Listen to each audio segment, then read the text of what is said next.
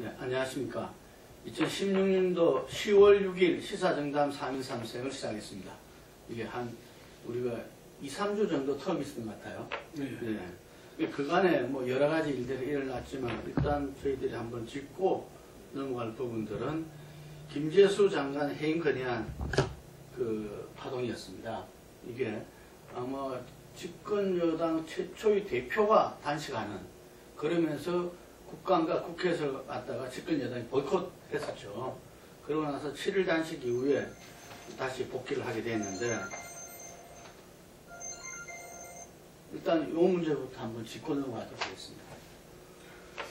예, 김재수 장관 해임안이 나오게 된 뭐 계기는 사실은 이제 이 인사청문회에서 야당들이 그 부적격이다 이렇게 그걸 했음에도 불구하고 임명을 강행했고, 임명을 강행하는 과정에서 굉장히 야당을 자극하는 그게 있었죠. 그러니까 그 어떤 사전 통보나 이런 절차가 전혀 없이 그 전자결제로 그 해외에서 그냥 그 일방적으로 하는 그런 식으로 해가지고 야당을 자극을 했고. 김재수 또 장관이 동문회가 네. 올린 홈페이지에 뭐 네. 그 자기는 그 흑수저라서 억울하게 그 일방적으로 당했다 뭐 이런 이야기도 하고 그랬죠. 그러면서 이게 이제 이 야당으로서는 좀 그 배우는 그런 그게 됐는데 다른 문제들하고 엮이면서 다시 말해서 이제 이 세월호 특검 연장 그 문제나 또 아니면 그 어버이 연합 그 청문회 개최 이런 문제하고 엮이면서 이 문제를 넘어갈 수도 있었던 문제인데 여당 쪽에서 하나도 안 들어주겠다고 하면서 이제 분위기가 서로 강경해지면서 결국 표결까지 가게 되는 그런 사태였습니다. 네. 그때 아마 정승영 의장이 그 표결한 과정에 네. 김부겸 의원 보고 뭐 이렇게 설명을 해주는 가운데서 맨입으로 되나? 그래서 맨입 의장 뭐 이런 이야기도 있고 그랬었어요. 예, 이때 보면 이 뭐 여러 가지 상황들은 있었지만 어쨌든 간에 그 새누리당이 굉장히 강경하게 완전 전쟁 불사하듯이 나왔어요. 뭐 사실 이제 김재수 장관 해임안 처리 부분들을 이렇게 일어나는 그 배경을 보면은 새누리당 같은 경우는 이제 아까 말씀하신 세월호 특검법이라든가 이렇게 어버이연합 정경련 지원호 이 두 개에 대해서 이렇게 야당이 좀 받아달라. 그러면 해임안을 안 할 수도 있다. 이것이 이제 맨입 발언의 핵심이지 않습니까? 예. 근데 그걸 이제 새누리당은 안 받아들였단 말입니다. 그래서 사실상 해임안은 철회하라고 한 겁니다. 사실상. 그 정치에서 그런 행위를 보였다는 것은 그럼 해임안 야당들 처리해라. 라고 하고 이걸 빌미로 다음 액션은 자기들은 준비했다. 뭐 하는 것이 이제 그 다음에 이정현 대표 단식과 새누리당의 국가 모곧 이렇게 봐야 될 부분들입니다. 그러면 왜 새누리당이 이런 의사결정을 했느냐?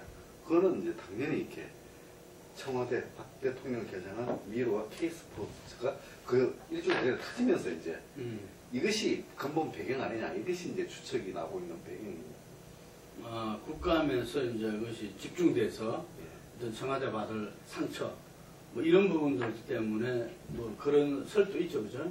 박지원 이제 비대위원장 직접 이걸 덮기 위해서 했다라고 이제 직접 언급을 했죠. 과정을 보면 그렇게까지 정교하게 그까지를 예견을 하고 했다기보다는 사실은 이 여당이 그 국무위원들을 동원해가지고 막 그 시간 끌기 발언을 했다든가 아니면 밥 먹고 하자고 해가지고 뭐 필리버스터라는 이야기가 나올 정도로 그걸 했다든가 또 이 국회의장을 상대로 아주 격하게 그걸 했던 이런 거 보면 굉장히 당황했던 것 같아요. 설마 이게 처리를 하겠느냐.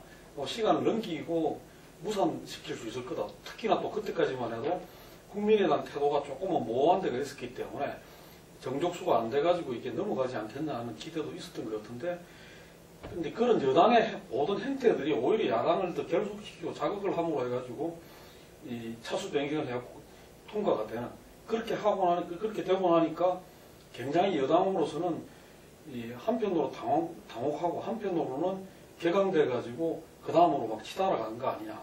그거에서 치달아가는 게 두 방향이었는데, 하나는 대통령이 이걸 거부권을 처음으로 이걸 국회에서 처리한 해임 건의안을 받아들이지를 않았죠. 그 자체로서 어떻게 보면 이 부분은 야당이 좀 무리해서 그걸 했다면 대통령이 안 받아들인 거로 일단락 됐다고 볼 수 있습니다. 근데 그 이후에 이제 여당이 보인 대표 단식이라든가 국감 보이콧 이런 거는 또 다른 차원에서 설명이 돼야 되고, 또 그 과정에서 하나 더 짚어줘야 될 거는 국회의장에 대해서 도를 넘어서는 어떤 그런 좀 비상식적인 공격을 했다. 그다음에 좀 개인 인신 공격 차원의 어떤 그런 걸 했다. 이런 것들은 두고두고 좀 오점으로 남지 않겠나 이렇게 싶습니다. 예. 하여간에 그 과정에서 이 새누리당이 집권 여당으로서 아주 과도한 가요불급이라는 이야기도 그 여권 내에서도 있었는데, 하여간에 그런 당 대표의 어떤 목숨을 건 단식, 사퇴냐 아니면 자기가 목숨을 걸겠다, 이런 표현들, 이런 부분들이 가뜩이나 여러 가지로 이렇게 어렵고 힘든 가운데 국민들한테 상당히 그 불안감을 주지 않느냐. 그래서 아마 여당도 그 이후에 계속 부담스러웠던 것 같아요. 네. 그래서 그 과정에서 아마 김용우 국방위원장이 소신에 의해서 그 국감 참여를 하게 되고, 또 비주류 이렇게 20여 분이 이렇게 국회 정상화를 위한 그 모임을 이렇게 가지면서 좀 이 투쟁의 동력은 좀 이렇게 사라져 버렸다. 이렇게 볼 수 있는데, 어쨌든 그 지난주 일요일이죠, 이게. 아니 조금 없는 어떤 이렇게 복귀를 한 것 같아요, 이게. 그러니까 그 전에 보면은 뭐 정세균 그 중립법, 의장 중립법을 이런 부분들에서 전혀 이야기가 안 됐음에도 불구하고 그냥 더 이상 할 수 없다, 이런 판단이 내려진 것 같은데, 어떻게 보면은 여당이 상당히 점수를 좀 잃은 거 이렇게 같게 보이는데, 한편으로는 또 결속력을 강화했다, 이런 이야기들도 있어요. 이좀 어떻게 보고 있습니까? 결과적으로 봤을 때. 실제로 지금 이제 리얼미터 여론조사라든가 이런 걸 보면은 몇 가지 여론지표에서는 이렇게 여권 지지층이 이렇게 해임한 길이라든가 이런 리더, K스포츠, 세관노 이런 부분들이 이렇게 정권을 흔드는 부분으로 보고 결속을 한 부분들은 있습니다. 여기다가 안보 발언들이 이렇게 같이 결부되면서 보수층까지 해서 이제 결속한 부분이 있는데, 이것이 이제 일시적인지 아니면 계속할 것인지는 계속 지켜봐야. 복귀관 동안 박근혜 대통령 지지율은 어땠습니까? 상승했죠. 리얼미터 기준으로 상승했고, 이게 여론조사 기관마다 조금씩은 차이들이 있습니다. 근데 리얼미터 기준으로는 상승했고, 그다음에 갤럽 기준으로는 소폭 이제 거의 점점 비슷한 그런 상황으로 가고 있습니다. 여전히 지금 30%대를 유지하고 있습니까? 그렇죠. 30% 초반대를. 예, 초중간 이렇게 가고 있습니다. 저렇게 봐야 될 것 같습니다. 그러니까 앞으로 지금 국감이 진행이 되고 있고, 또 지금 내야 이 공방이 계속되고 있기 때문에 전체적인 거는 좀 더 봐야 되겠습니다만, 일단은 이 새누리당의 어떤 민낯, 적나라한 모습이 그대로 드러났다. 첫 번째는 이 대표가 중간에 단식을 하는 중간에 국감에 복귀하라는 이야기가 있었는데, 그게 이제 그 친박 강경파들한테 거부당했죠. 거부당하면서 대표가 전혀 어떤 이 당내에서 리더십이나 어떤 장악력을 갖고 있지 못하다는 게 드러났고, 두 번째는 이 과정에서 소위 친박 강경 4인방이라는 사람들이 조원진, 그 다음에 김태흠, 그 다음에 이장우, 이완영 이런 사람들이 너무 설치면서 오선 의원한테 재선이 거의 상욕을 하면서 달라든다든지 이런 모습들을 보이면서 제어가 안 되는, 아무도 제어할 수 없는 이런 모습이 나타나고, 그러면서 이 새누리당의 비주류가 다선들도 많고 숫자도 일부 됩니다만 당내에서 정말 무력화됐다는 게 드러났어요. 그래서 저는 새누리당이 청와대 지키기 내지는 청와대를 옹호하는 것 외에 어떤 창조적인 역할을 할 수 있겠는가 이런 부분에 대해서 보수 전체에서도 상당히 회의적인 시각으로 보게 됐다 이런 점이 있고, 다만 이제 이 당장의 어떤 그 K미르 K스포츠 미르 재단 이런 문제로 해가지고 최순실 문제라든가 이 국감의 초미의 어떤 그런 현안이 된 문제들이 약간은 좀 감춰지고 늦춰진 그런 부분들이 있기 때문에 그건 뭐 자기들 전략이 통했다 이렇게 볼 수도 있겠습니다만, 크게 봐서는 새누리당의 한계나 어떤 그런 민낯이 많이 드러난 그런 상황이 아닌가 그렇게 봐집니다. 여기에서 어쨌든 간에 지금 우리 20대 국회에서 여소야되면서 3당 체제이기 때문에 국민의당이 캐스팅 보트로서 어떤 역할 이런 것들이 요 과정에서 상당히 좀 돋보였다 할 수 있죠. 왜냐하면은 스피커로서 박지원 비대위원장한테 언론이 다들 주목했기 때문에 여기서 일정 정도 어쨌든 간에 좀 역할이 좀 있다 봐야죠. 그렇죠. 이제 회의만 가결 과정은 국민의당이 사실상 이제 모든 역할을 상당한 역할을 했다 이렇게 볼 수 없는 부분. 그러면 이제 여기서 이제 문제가 되는 건 새누리당은 국민의당과의 정치 협상이라든가 정치적인 어떤 과정을 안 하고 있다는 게 문제거든요. 실제로 자기네들이 전국 주도권을 쥐고 유해 국정 운영하기 위해서는 국민의당을 상대로 적정한 타협의 조치가 있어야 되는데 그것 없이 지금까지 하고 있다. 이것은 굉장히 이렇게 국정 주도 세력이 맞느냐 이거는 의심을 들게 하는 부분들입니다. 국민의당에 대한 자기들이 어떤 적극적인 전략을 안 갖고 있다는 이야기인 거죠. 그렇죠. 그게 회의만 가열 과정에 이제 처음에 이제 국민의당은 이제 박지원 위원장께서 타협할 의사를 여러 번 비쳤습니다.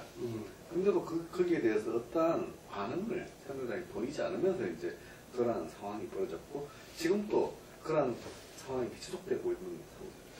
뭐 우리가 아시다시피 회의만이 가결된 이후에도 이 단식에 들어가고 또 그 새누리당이 정세균 의장에 대해서 공격하고 이런 과정에서도 박지원 의장이 이제 좀 그 대표가 중재 역할을 하려고 여러 차례 노력을 했죠. 근데 지금은 보면 오히려 더민주당이 좀 뒤로 빠져 있고 완전히 그 국민의당과 그 새누리당이 특히 뭐 이 문제하고 좀 다른 문제, 이 대북관계 문제입니다만은 뭐 간첩이다 뭐다 이런 이야기가 나올 정도로 지금 심각한 그 전면전에 들어가 있거든요. 이런 거 보면 참 새누리당이 이 정치력이나 어떤 그런 그게 부재하다 이런 모습도 지적이 돼야 될 것 같습니다. 이거는 만약에 정당 차원에서 의사결정을 한다면 그렇지 않을 건데 그 위에 이제 정당 관계보다는 청와대가 의사결정의 중심고리가 되기 때문에 정당 간의 타협 지점을 모색하기 이런 부분들이 상당히 미숙하고 현재와 같이 이렇게 대결 기록만 만드는 그런 행국인 것 같습니다. 이 시점에 처음에서 여권 인사들이 이 관계 속에서 협치는 끝났다 이런 말들이 많이 나왔어요. 왜냐하면 국민의당이 이렇게 예를 들면 캐스트보트 역할을 해야 되는데 완전히 야당 편에만 이렇게 서가지고는 협치는 끝났다. 협치 끝났을 때 그러면 여소야대 전국을 어떻게 운영할 것인가. 뭐 그런 부분에서 상당히 어쩌 말하면 당혹함을 보여준 투쟁 아니었나 이렇게도 보이는데 어쨌든 이 과정에서 우리가 정세균 그 국회의장을 한번 언급 안 하지 않을 수 없는데요. 상당히 뭐 129대 1로 완전히 이 새누리당이 거의 뭐 포사격을 정세균 의장한테 다 이렇게 집중했었죠. 예, 온만 좀 도에 지나친 입에 담기 어려운 뭐 이렇게 외교 의원외교 차원에 나갔던 문제도 막 그걸 하고 그러면서 했는데 국민들 여론이 어떨까? 오히려 좀 너무 지나치고 정세균 의장이 나름대로 원칙을 견제했다고 보는 시각이 많지 않을까? 뭐 그렇게 봐집니다. 그러나 또 한편으로는 앞으로 이제 의장으로서 그 국회를 끌어가는 데 있어서는 상당히 좀 부담스러운 측면도 있는 게 사실이겠죠. 예. 하여튼 이 언론사 조사에 의하면 이 국회 보이콧의 책임은 뭐 거의 다 청와대, 여당, 야당, 뭐 의장 거의 다 골고루 이렇게 제기되고 있더라고요. 이게 자, 그런 가운데에서 어쨌든 여당의 전격적인 어떤 복귀 수련에 의해서 현재 국감이 진행되고 있습니다.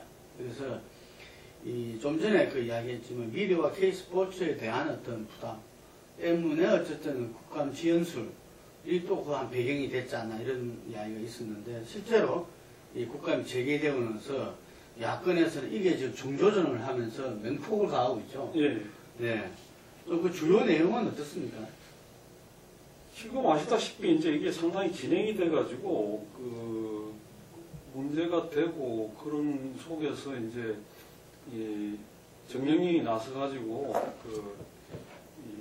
청와대하고 꼬리 자르기를 시도를 하면서 해체를 선언을 했죠. 미르 재단하고 K스포츠 재단 해체를 하겠다. 해산을 하겠다고 하고. 근데 이게 이제 이 상식적으로 보면 검찰 수사가 진행되는 상태에서 이렇게 해체하겠다는 건 정권의 혐의가 있다 이렇게 또 봐지고 그러면서 이제 이 문제가 오늘 이제 국회 문화교육인가요? 그래서 이 특검 문제로 지금 제기가 됐는데 야당이 결사 반대를 하고 있고 그러면서 이제 지금 야당이 반대한다. 여당이 결사 반대하고 있고 그러면서 지금 회의가 지금 교착 상태에 있는 그런 상태입니다. 지금 어쨌든 그 구체적인 증거들이 좀 이렇게 나왔습니까? 여당에서는 청와대에서는 뭐 찌라시 수준의 의혹 제기다 이렇게 이야기하는데. 그러니까 정황은 이제 정황상으로는 돈은 대기업들이 양쪽 재단에다가 800억을 냈거든요. 예. 그것도 굉장히 이렇게 재벌 재계 순위에 따라 가지고 각출을 해서 냈단 말입니다. 근데 왜 냈느냐라는 부분에서 누가 지시했느냐는 부분들이 다들 이렇게 명확하지 않을 따름이지. 시중에 일반적으로 봤을 때 이 사람 이제 재계가 돈을 내는데 수백억씩 내는데 그냥 이렇게 아무런 그게 없이 자발적으로 했다. 이것은 아니지 않느냐는 것이 일반 국민들의 시선입니다. 그럼 이것을 밝혀야 되는 부분인데 이 부분에 대해서 이렇게 청와대는 모른다고는 쪽으로 가고 정경련은 자기들이 자발적으로 했다라고 그러고 뭐 이런 상황인데 이런 상황에 대해서 이렇게 이걸 밝혀야 된다라고 이제 주장을 야당이 이제 그걸 이제 강하게 이제 드라이브를 걸고 있는 상황입니다. 우리가 그동안 좀 이렇게 언론에 주목되지 않았던 정경련이라는 존재가 이 사건을 통해서 또 굉장히 부각됐어요. 예. 이전에는 아마 우리 국가경제운영에서 정경련이 상당한 역할을 했었죠. 실제로 뭐 그게 옳든 그러든 간에 했는데 최근에 와가지고는 뭐 거의 그런 역할이 지금 상금 부회장 체제잖아요. 예. 이게 대기업 오너들도 서로 지금 이 회장을 안 하려고 그러고 뭐 이런 분위기 속에서 정경련이 실제 위상과 역할이 굉장히 떨어졌다.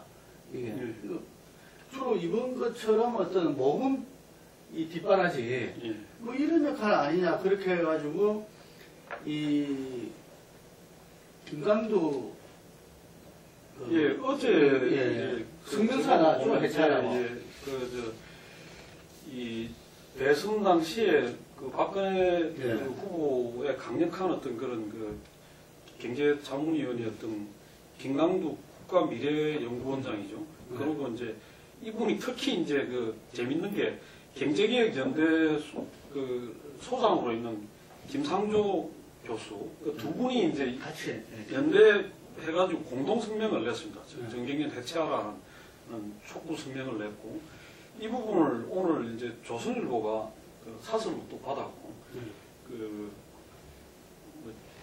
여당 내에 유승민 의원 같은 분이 지금 정경련 해체론을 정면으로 제기를 했고 뭐 야당은 무동성으로 지금 하고 있고 또 정경련이나 기업 자체도 분위기가 많이 바뀐 게 이번에 이제 가정에서 대기업 내부자의 어떤 그런 안종범 수석이 실질적으로 모금을 지시했고 모금의 주 그거다 뭐랄까요 주 책임자다 이런 내부 증언이 나왔거든요. 내부 녹취록이 나왔던 걸 보면 대기업 내에서도 청와대의 이런 행태에 대해서 굉장히 불만이 많고 또 그런 부분들이 이제는 뭐 임기 말이기도 하고 해서 이 밖으로 터져 나오고 있다. 그렇다면 이거는 지금 어떤 부회장, 상금 부회장 체제, 상금 부회장은 오나가 아니지 않습니까? 오나가 아니고 이 사람이야말로 청와대에서 내리보낸 어떤 그런 파견인인데 이 사람이 좌지우지하면서 매번 돈 끌고 모으는 일을 하는 것에 대해서 굉장히 불만이 많은 그런 상태라는 걸 보여주고 있는 것 같습니다. 어쨌든 미르 K스포츠가 그 박근혜 대통령의 후임무를 갖다가 퇴임무 그러니까 우리 국민들이 잘 아는 그 전두환 전 대통령 1회 재단을 만들어 그거하고 좀 비교되고 있는데 이러면서 핵심이 바로 계속 이야기되고 있는 비선실세 최순실이 자주우지했다 이런 이야기가 나오고 있어요. 예, 뭐 이건 아직 정황상 드러난 건 아니고요. 영향을 미쳤다 이렇게 이제 얘기를 하고 있는데 우선 이렇게 정경련이라는 단체가 이렇게 현재 지난 민주정부 당시에는 이제 로비 창구는 아니었습니다. 그런데 이제 요번 박근혜 정부 들어와가지고 로비 창구 역할을 많이 한 부분들이 있거든요. 그러니까 구체적으로 이렇게 이제 재계 특별 사면 경우는 정경련 추천이 우선순위였습니다. 정경련에서 이렇게 사면을 해달라고 순위를 정해주면 이것이 이제 청와대 안 정부로 가서 이렇게 되는 부분이 있다든가 이런 부분이 있었거든요. 정경련이가 사실상 정치 로비 창구가 된 거 아니냐, 재계 이런 부분 시각이 있는 것 같습니다. 그 로비 창구 과정에서 이렇게 뭐 일각의 씨 같은 최순실 씨가 거기 그 속에서 이렇게 일정 정도 있지 않았느냐라고 하는 뭐 의혹들이 있는 거죠. 뭐 하여튼 근데 최순실이가 이 부분들에 대해서 뭐 여러 가지 K스포츠 재단은 뭐 이사장을 추천했다든지 뭐 이런저런 이야기들이 있는데 확실하게 그거는 지금 아직까지 나온 건 없다는 이야기죠. 아닙니다. 그거 확실하게 나온 게 많이 있죠. 그러니까 이제 이게 처음 미르 K스포츠 재단이 문제가 됐던 게 이 조선일보가 먼저 이걸 취재를 하고 또 그걸 받아서 한겨레가 했는데 그게 보면 미르라는 게 이제 뭐 용어로 상징하는데 그게 이제 그 건물에 있는 그 미르 재단에 있는 용이 황금색이랍니다. 근데 그게 이제 이 박근혜 대통령이 황금 용띠인데 그걸 상징하는 거다. 뭐 등등 뭐 여러 가지 그게 많은데 이 최순실의 흔적이 그다음에 최순실이 그 이후에 미르 재단 K스포츠 이후에 대통령이 외국에 나갈 때마다 같이 나가고 여러 사업에 이렇게 그 미르나 K스포츠가 그 특혜적인 어떤 사업들이 넘어가는 이런 게 반복적으로 나타납니다. 그러면서 지금 이거는 뭐 지금 와서 이 국정감사를 통해서 더 드러나고 있습니다만은 최순실을 빼고 설명을 할 수 없는 그런 상황으로 돼 있고 그 점에서는 처음에 아까 말씀하셨듯이 청와대에서 뭐 완전히 혹세무민하는 그거로 가지고 지금 그 국가가 위기인데 이런 걸 한다 했다가 지금 그렇게 대응을 못 하고 있습니다. 못 하고 완전히 지금 한 발 물러나갔고 그 처분만 기다리는 어떻게 보면 자기들 입으로 이걸 뭐 막거나 방어하기가 지금 힘든 그런 상황이 됐다 볼 수 있겠습니다. 보면서 이제 천하의 재계가 이제 대기업 회장들이 수백억을 돈을 낼 때 이것이 이제 누구를 보고 냈느냐 이 부분들을 했을 때 대한민국에서 그런 권력자는 단 한 명밖에 없거든요. 그 부분들은 분명한데 이 정황이 분명하기 때문에 의혹은 이렇게 사그러지기 어려운 부분들입니다. 네, 작년 말을 그 뜨겁게 달았던 이른바 그 정년의 문건 파동. 근데 그건 어떻게 보면은 그 박근혜 정부가 방어를 잘한 거죠. 그죠? 그냥 의혹으로 끝나버렸잖아요. 예. 그런데 이번에 이제 이 미르 K스포츠 어떤 그 의혹으로 해서 이제는 최순실에 아예 정조전 돼 있습니다. 이 부분은 또 어떻게 진행될지 계속 이렇게 주목해야 될 부분이라고 봅니다. 그리고 또 고 백남기 농민의 저는 며칠 만에 돌아가시죠? 예. 317일이죠. 네, 결국은 돌아가시고 말았는데 이 부검 문제하고 또 사망 진단서 문제 특검 뭐 이렇게 예. 아까 좀 전에도 그 나왔을 때 여야 협상 과정에서 이 특검을 뭐 받아라 뭐 이런 이야기 있었다고 그러는데 이런 부분들에 대해서 상당히 전 국민적으로 상당히 논란이 지금 있는 것 같아요. 예. 네. 지금 이게 이제 어제부로 해가지고 사망 진단서가 문제가 있다. 그거는 이제 의협에서 공식으로 성명을 냈습니다. 예. 그러니까 이거는 이 의료법에도 위반되고 WTO 규정에도 위반이 된다. WHO 규정에도 위반된다 이렇게 했기 때문에 이 사망 진단서 자체를 병사로 한 거는 잘못된 것이라는 게 이제 상당히 공론화가 됐고요.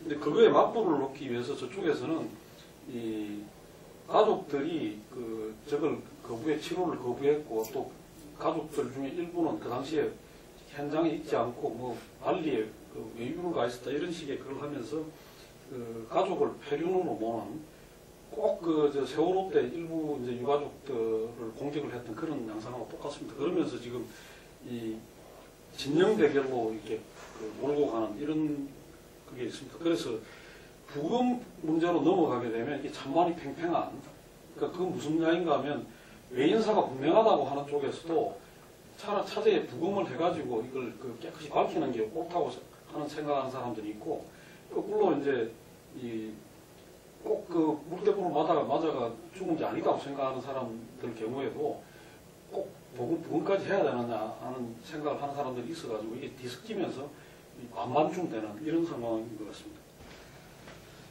지금 어쨌든 간에 처음에 기각됐다 부검영장이 지금 이제 예. 떨어졌죠, 이제. 조건부 부검영장이 조건부. 예, 유족과 협의를 하라고 하는 거죠. 이것도 이제 그럼 유족이 동의 안 하면 뭐 영장 진행을 못 한다는 겁니까? 그렇게 해석되기도 하고 시민단체 유족들은 유족이 이제 합의하지 않으면은 이게 영장 집행은 어렵다라고 이제 얘기를 하는데 검찰과 경찰 그리고 새누리당 쪽에서는 유족은 의견이 동의를 안 하더라도 부검할 수 있다 이런 식으로 이렇게 하는데 강제 집행 가능성이 시사하죠. 그분이 공을 떠넘기버리네요. 아니요. 아닙니까? 어제 국정감사가 진행이 됐는데 서울중앙지검장이 중앙법원장이 나와가지고 이거는 유족 동의 없이는 할 수 없다는 이야기하고 유권 해석을 했습니다. 영장을 발부한 기간이거든요. 이 기간 내에 그렇게 이야기했는데도 불구하고 또 새누리당에서는 그건 법원 의견이 우리는 할 수 있다 또 이렇게 이야기하고 있는데 실제로 어제 국정감사 석상에서 서울중앙법원장이 그렇게 이야기했기 때문에 이 부분은 유족 동의 없이 하기에는 굉장히 부담을 크게 안아야 된다. 정부나 어떤 그런 검찰의 경우에. 왜냐하면 영장 발부한 기관에서 이건 위법한 일이라고 이야기를 하는 거기 때문에. 또 한편으로 보면은 금경에서 부검영장 청구의 근거가 사망진단서상 병사였어요. 이 병사를 근거로 이렇게 청구를 했다는데 이 병사 논란에서도 뭐 서울의대 동문가 뭐 하여튼 학생 교수들이 전부 다 이게는 외인사다 뭐 이렇게 이야기하는데 백선아 주치의만은 병사를 고집하고 예, 그리고 했던 또 레지던트는 또 잠적해버리고 네, 잠적하고 지금 이제 그걸 갖고 이제 서울대병원이 몰리니까 이 특별조사위원회를 만들었습니다. 이게 지금 제대로 된 게 했는데 그 특별조사위원장이 이윤성 교수라고 이분이 이건 명백히 잘못된 거다. 잘못됐는데 그렇다고 사망진단서를 재발급하거나 수정해갖고 다시 하거나 할 수는 없다. 왜냐하면 이거는 사망진단서라는 거는 주치 개인의 어떤 소견으로 나가는지 서울대 병원 차원에서 끊거나 하는 게 아니기 때문에 이걸 수정하거나 할 수는 없다. 어떤 전문가로서 개인의 판단이 이 외압이라든가 아니면 무슨 아주 중대한 어떤 그런 착오가 있었다면 모르는데 나름대로 성실하게 했다고 믿고 그럴 경우에 이걸 수정할 수는 없다 이렇게 그걸 했는데 하여간 그 문제가 아까 말씀드렸듯이 의협에서 이건 잘못된 거다고 어떻게 보면 그것도 큰 의미에서 우리나라 모든 의사들이 참여하는 의협에서 유권 해석을 한 거라고 볼 수 있습니다. 그건 의료법 위반이다. 네. 예. 그러면 이거는 현재 영장의 어떤 근거가 지금 이렇게 흔들리고 있고 또 이 중앙법원장이 조건부 영장의 경우에는 동의 없으면 집행이 어렵다 이랬는데도 강행한다. 그럼 이게 어떤 서로 간에 이렇게 충돌이 있을 수밖에 없겠네요.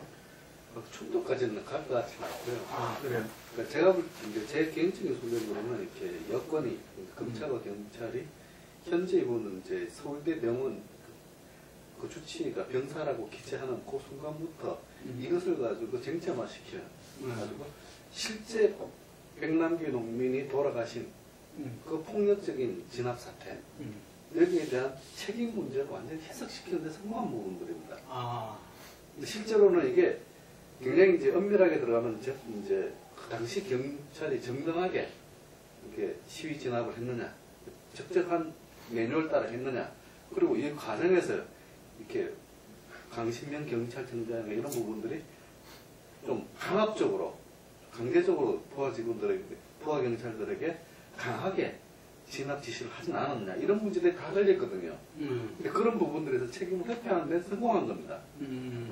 이런 부분에서 이제 일각에서는 백남기 농민을 2번 죽였다. 뭐 이렇게 이제 평가 나오는 부분도 있습니다. 그러니까 이제 그 지금 말씀하셨듯이 일단은 이 사망 이후에 뭐 실제로 진상규명과 책임과 처벌이 이제 그거지 않겠습니까? 이 경찰의 어떤 과잉 진압 내지는 물대포 직사 이런 것 때문에 돌아가셨기 때문에 그런데 그 부분을 지금 부검을 해야 되느냐 말아야 되느냐 이런 논쟁으로 해가지고 일단 시간을 벌고 어떻게 보면 초점을 흐리는 데는 성공을 했죠. 근데 이게 이제 그 과정에서 또 다른 무리수를 너무나 많이 두고 있고 그 다음에 아까 말씀드렸듯이 유족들에 대해서 진짜 입에 담지 못한 좀 천인공노할 인신공격들을 하고 있고 이렇기 때문에 오히려 잘못하면 더 큰 분노를 자아내는 걸로 갈 수도 있어서 추이를 조금 더 봐야 될 것 같습니다.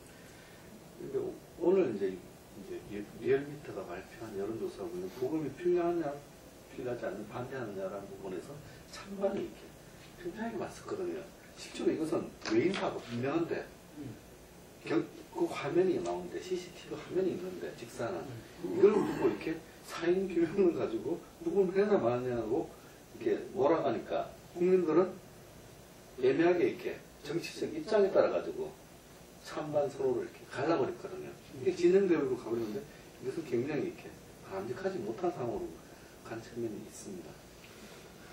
예, 지금 이것도 현재 이렇게 첨예하게 또 갈등이 있으면서 금방 이야기한 대로 이렇게 세월호에 이어서 또 진영 대립 양상으로 나가고 있다라는 그 지적이 있었습니다. 예, 국회에서 야삼당이 이제 이 부분에 대해서 특검법을 발의를 했기 때문에 그게 또 어떻게 처리되느냐 하는 게 국회 차원에서 또 여야 간의 공방이 또 전개될 거라고 생각합니다. 상설 특검. 예, 상설 그게 예. 박근혜 대통령의 대선 공약이었죠. 그리고 박근혜 대통령이 국권의 날 기념사에서 어떤 부분들은 대북 확성기에서 놀 만한 이러면은 언제든 대한민국 자유로운 터전을 오기 바란다. 이 국정권의 붕괴 목표를 하는 발언이 이런 이야기들이 나왔습니다. 공개적으로 이렇게 이런 말을 했기 때문에 상당히 이렇게 당혹스러워하는 야권이라든가 일반 이렇게 전문가들 입장에서 좀 많이 나간 발언이다. 그리고 이제 그런 지적들이 있고 이 얘기에 이제 좀 남북 문제를 이제 고민하는 분들은 혹시 현 정권이 남북 간의 촉도까지 고려하고 이런 것 하지 않느냐 하는 의심도 하는 상황입니다. 또 이때 보니까 마침 또 미국 대선 TV 토론에서 북의 선제 타격에 대해서 그것도 이렇게 주제로 올라서 이야기를 나누고 했다는데 야권 반발, 특히 국민의당이 세게 지금 이제 반발하고 있죠. 예. 그러니까 이 부분은 국민의당뿐만 아니라 실제로 참 우려되는 발언이라고 하지 않을 수가 없습니다. 그러니까 대통령이 나서가지고 이 북체제를 완전히 이제 흔들고 또 북한 주민들을 향해가지고 남으로 오라는 식으로 발언을 하는 거는 이건 일종의 어떤 그야말로 성전포고에 준하는 그런 그 성격이다 이렇게 이제 보는 시각도 있고 또 이렇게 갔을 때 이후에 어떤 북이 어떻게 반응할 것인가에 대해서 충분히 이제 생각할 수 있는데 이렇게까지 그 강력하게 몰아가는 것은 여러 가지 의도가 있는 거 아니냐 이런 그 시선들이 많은 것 같습니다. 우선은 그 복잡하고 지금 꼬여 있고 안 풀리는 국내 문제를 그 대북 강경책으로 해가지고 좀 호도하는 거 아니냐 이런 생각하고 이게 내년 어떤 대선 국면까지를 생각하면서 계속 안보 그 정국으로 끌어가려고 드라이브를 걸려고 하는 거 아니냐 이런 시각도 있는 것 같습니다. 이게 그 5차 북핵 실험 그 이후에 이 여권에서 일찍 제기됐던 핵무장론 그분과 그 연결되지면서 어쨌든 간에 내년 대선에서 안보를 갖다가 이렇게 중심적인 어떤 이슈로 만들려고 하는 뭐 그런 문제 제기들도 그 있었고 그 최경환 의원이 이 전직 당선의 그 발언을 이렇게 이야기를 하면서 이런 부분들이 전쟁까지 가면 북한의 도발을 유도한다. 뭐 이런 그 이야기 있었다고 이야기가 또 난리 났죠. 예. 이게 뭐 그 전쟁이란 표현보다는 그 군사적 전쟁에 준하는 군사적 충돌까지를 염두에 두고 한 발언 아니냐 뭐 이런 그 우려를 제기를 했고 이 부분을 이제 그 소개를 한 것에 대해서 여권에서 그 북한군 대변인이냐 뭐 이렇게 이야기했다가 또 그 새누리당 김진태 의원 경우에는 박지원 그 대표를 겨냥해가지고 간첩 뭐 이런 이야기도 하고 해가지고 지금 아주 그 새누리당하고 국민의당이 뭐 개강된 어떤 서로 어떤 그 충돌의 어떤 그런 양상을 보이고 있는 그런 상황. 이 가운데서 그 미국의 그 우리 그 동아시아 전문가들은 오히려 이렇게 대화와 협상을 이렇게 그 필요성을 제기하는 또 그런 이야기들이 또 많이 나왔습니다. 기본적으로 이제 미국에서 나오는 이제 거기 외교 무슨 포럼이 외교협회에서 나오는 기본적인 그 제안은 핵동결, 핵동결 상황을 이제 만들자. 핵동결은 이제 현재까지 개발한 핵에 대해서는 더 이상 묻지 않겠다는 겁니다. 향후에 개발될 부분들을 더 이상 개발을 진전시키지 않는 쪽으로 협상 가단을 빨리 잡자라는 쪽으로 이제 타겟팅이 된 것 같습니다. 이 경우는 이제 5차 실험까지 북한의 성과 이 부분에서 더 이상 이렇게 빠지지 않겠다라는 의미가 함축되어 있기 때문에 이게 우리 이제 박근혜 정부, 우리 정부는 굉장히 이제 곤혹스러운 부분입니다. 그래서 오늘 이제 그런 부분에 대해서 우리 정부 또 관계자는 미국 내 대북 협상론은 핵 고도화에 북한 핵 고도화에 시간만 벌어줄 뿐이다. 그러면서 물론 이제 미국의 그런 분위기에 대해서 제동을 걸고 나오고 있습니다. 그래서 자칫 잘못하면 그럴 수 있을 것 같아요. 지금 오바마 정권을 알기 때문에 오바마 정부 내에서 이 오바마 정부와 북한의 김정은 정권 간의 어떤 대화가 재개될 수 있다고 봐지지는 않습니다만 그러나 전략적 인내가 실패했다는 건 분명하고 그러면 다음 정부가 들어서면 이 대북 전략을 수정하는 그런 그 여러 가지 이제 지금 선제 타격론부터 해가지고 협상론까지가 제기가 되고 있는데 그런 방향을 정할 것인데 그거에서 이 남한 정부가 굉장히 이제 또 그 강경책 일면도로 해가지고 오히려 우리가 그 현재 상황을 풀어가는 협상론의 어떤 걸림돌로 작용할 가능성이 높아지는 그런 상황이 아닐까 싶습니다. 예. 어쨌든 이 전체적으로 우리가 그 안보가 그 이슈가 되어 있으면서 현재 국가하면 또 치열하게 이야기하는 공방전이 그 진행되고 있습니다. 그럼 오늘 여기까지 하겠습니다.